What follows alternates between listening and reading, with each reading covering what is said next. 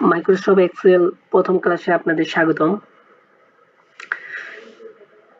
তো চলুন শুরু করা যাক। মাইক্রোসফট এক্সেল এটি হলো একটি অ্যাপ্লিকেশন বা স্প্রেডশিট সফটওয়্যার।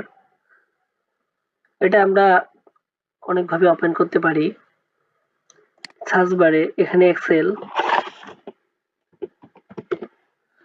লিখলে চলে আসবে, এভাবে আমরা ওপেন করতে পারি। ক্লিক দিলে ওপেন হয়ে যাবে। আবার ডেস্কটপের আইকন থেকেও আমরা ওপেন করতে পারি। এই এক্সেল কেন এত জনপ্রিয়, কেন গুরুত্বপূর্ণ, কেন একজন স্টুডেন্টের জানা জরুরি? কারণ এটি প্রত্যেকটি অফিসে, যে কোনো অফিসে, পৃথিবীর যে কোনো অফিসে এটি ব্যবহার হয় প্রচুর পরিমাণে। তো মাইক্রোসফট এক্সেল এর আসলে সংজ্ঞাটা কি, তাহলে কি হবে?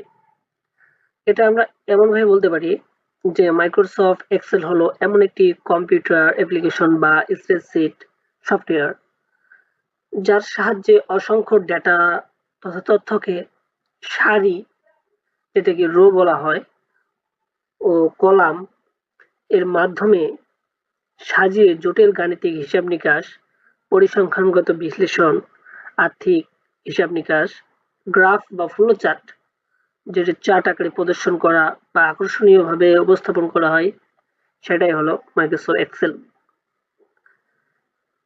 মাইক্রোসফট এক্সেল আসলে এর প্রতিষ্ঠাতা কে, এটি কে তৈরি করেছেন, এর মালিক কে?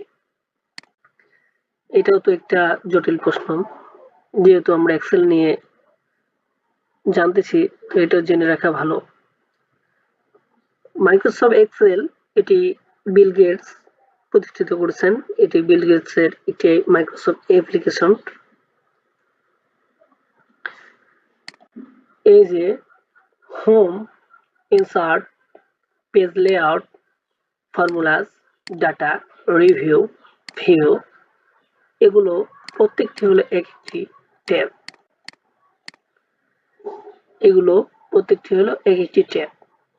হোম ট্যাবের ভিতরে